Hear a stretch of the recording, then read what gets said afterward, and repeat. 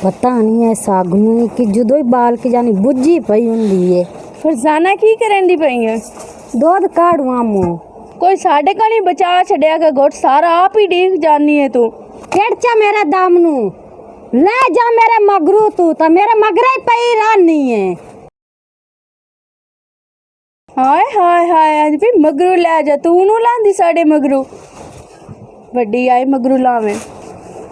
ਇੱਕ ਤੂੰ ਮਗਰੂ ਲੈ ਜਾਂਦੀ ਨਾ ਤੇ ਸਾਨੂੰ ਸੌ ਸੁੱਖ ਹੋ ਜਾਵਾਣਾ। ਤੂੰ ਤਾਂ ਮਗਰੂ ਹੀ ਨਹੀਂ ਲਾਂਦੀ ਐ। ਤੂੰ ਮਗਰੂ ਲਾਣਾ ਮੈਂ ਕਿਉਂ ਲਾਵਾਂ? ਇਹ ਮੇਰਾ ਆਪਣਾ ਘਰ ਹੈ ਤੂੰ ਲਾਸੇ।